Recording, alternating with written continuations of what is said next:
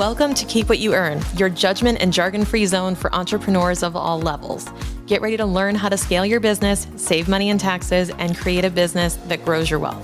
If it feels like the financial side of business is like eating your vegetables, well then think of this podcast as the ranch dressing to make the process a little more enjoyable. My name is Shannon Weinstein. I'm a CPA and business owner on a mission to simplify money and empower others through knowledge.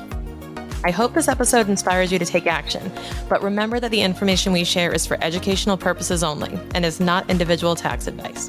Now that we got that out of the way, let's start the show.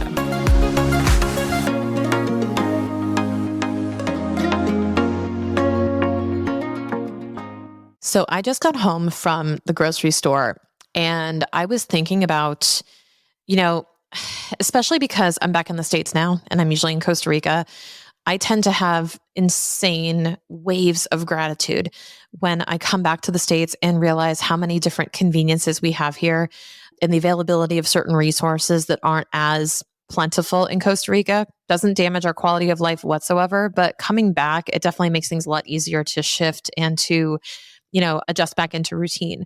So it made me think about these little things, these little tiny details that have actually helped me make quantum leaps in my business and my life.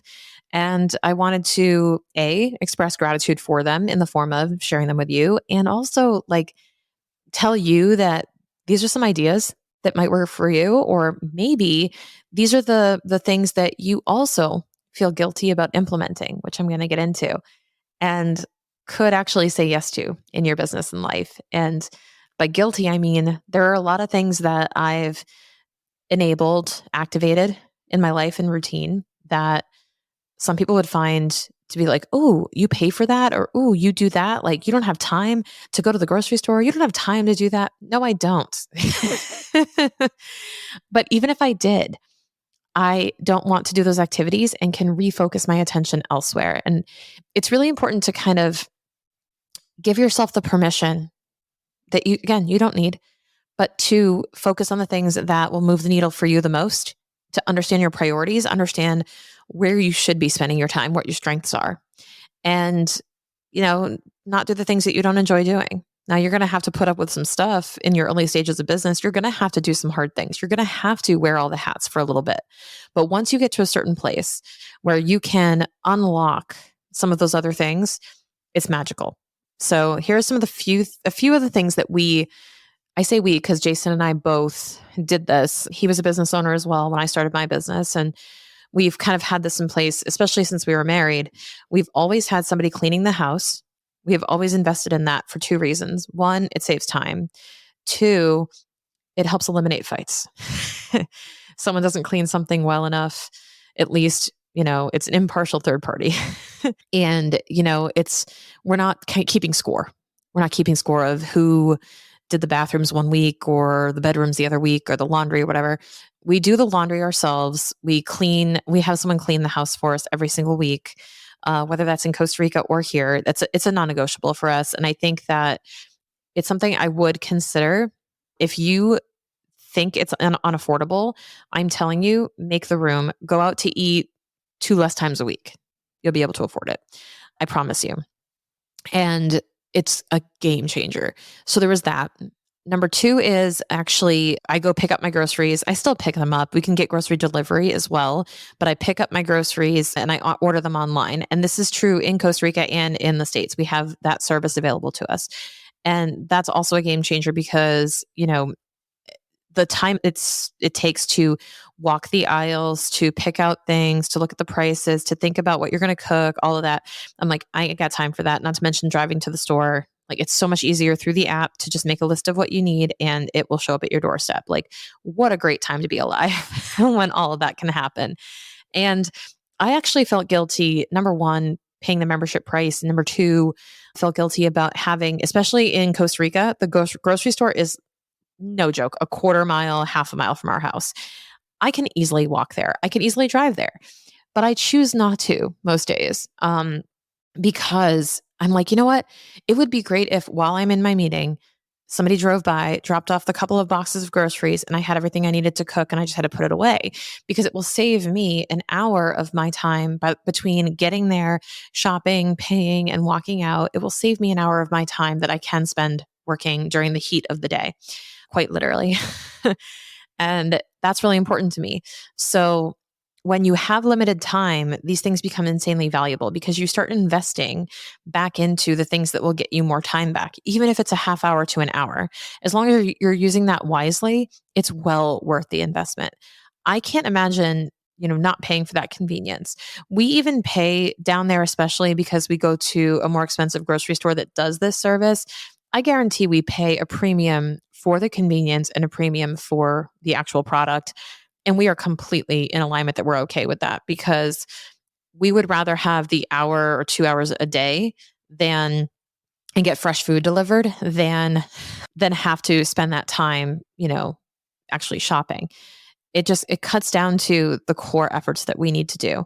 Now, when I'm not cooking, we don't have this is on my list though.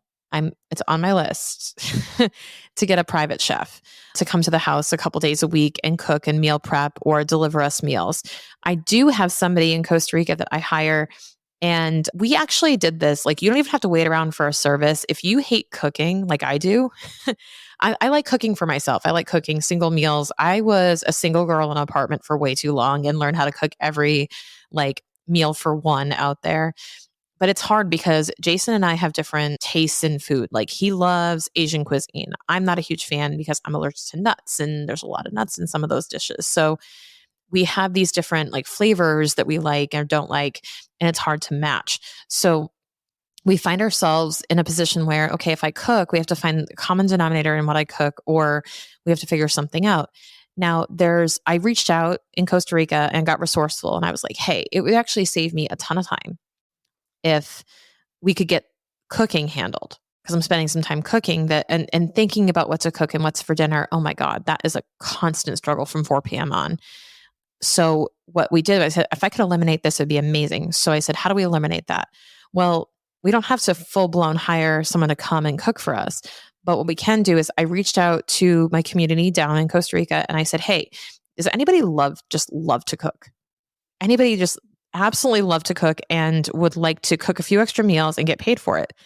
And I had a massive response, because what you have to realize is that for you, it's something annoying. And for you, you might feel guilty of, oh, I don't want to make someone else cook for me. They may actually truly enjoy it. There are people who love cooking.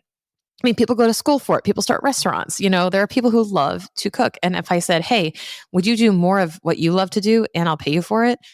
That's a match made in heaven. So I actually found this girl who cooks organic and healthy foods, and she boxes them up for you in different servings and delivers them to your house down in Costa Rica. And they're delicious. They're amazing. I had this amazing salad, a great chicken broccoli, roasted vegetable combination. And all those ingredients would be really hard for me to cook down there because I wouldn't have a ton of time. And instead of cooking, I get to go take my sunset beach walks and come back to a meal. And that's way more meaningful to me. So when you get really strategic about your time and we look at the little things that unlock massive growth, what I want to say is start outsourcing even the personal things that are taking up your time, because your brain doesn't know work stress from home stress. It just knows if you're stressed out. And we tend to go right to that this is, oh, I'm stressed out because I have so much work to do. Well, you can also be stressed out because you have so much to do in general. And it's really important to distinguish them and figure out, hey, what could I eliminate that would alleviate the stress the most? What could I delegate? What could I automate? What could I, shrink in terms of its footprint on my brain? And for us, that's a lot of the personal things. I immediately have this instinct now that I didn't have 4 years ago, but I immediately have this instinct now of when something needs to get done, I'm like, oh, who could help us? Who could help us? Or what could I get rid of that would enable me to do that? Because I think when we add a lot on to our plates and then we don't neutralize it with something we're taking off, or by delegating it out, or even contemplating who could help me with this, then this is how you're going to compound your stress to the next level. And like I said, I did go through a period where I felt guilty that I'm like, oh, like I hire a cleaning lady, I have someone wash the car, I have someone cook, I have someone do X, Y, and Z. And, I feel bad like making this person do that. Heck, I felt bad about asking my assistant to do things around, like personal errands or anything like that. And then I realized, like, wait a minute, that's what I'm paying them to do. But also, these are easy activities. These are things that can actually be fun. And, it's going to save me a ton of time. So I want you to just shed the guilt that somehow you have to be and do it all, because you don't. Because if you're making the choice to be an entrepreneur, it's going to be really important that you protect the energy that you have and that you're able to delegate what you need to. And it all translates into money, because if you're spending an hour, on a task that you're not the best at, or something that you don't really want to be doing, like let's say cooking. If it takes me an hour to cook dinner, and instead of that hour cooking dinner, I'm on lead phone calls and I'm doing outreach and I'm engaging with people and networking, that's a way better ROI on that hour than if I were over the stove. And that's just what's important to me. So you have to connect that to your values, what's important to you. And if it's really important that you be the one to cook dinner, then that's perfect. Then there's other things that you can delegate and outsource. For me, it's definitely the household chores and it's definitely cooking.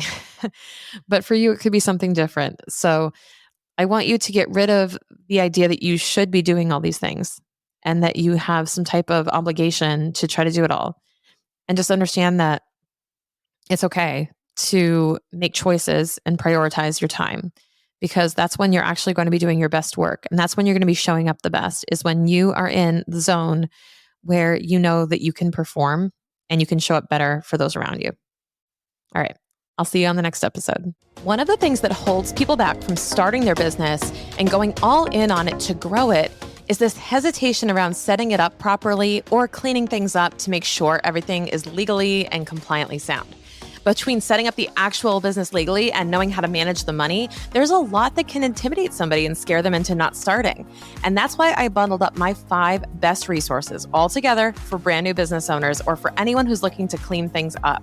This is my 5-day mindset refresh, because it always starts with mindset, and my business financial quick starter, which is my starter course for anyone looking to start a business with all the key elements you need to do in order. My tax deduction guide with hundreds of deductions you can take for your business today. My Money Pro matchmaker on how to find the right professional for you, and my cash flow forecasting mini course.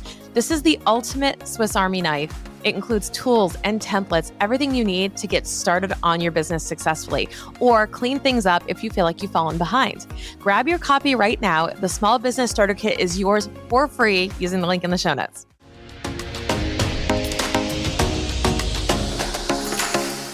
Thank you so much for listening. If you enjoyed this episode, please leave a rating and review on your podcast platform. This small action goes a long way for podcasters to get our message heard by more business owners just like you. Be sure to check out the show notes for links to information about our guests and ways to get in touch with me. We'll see you on the next episode.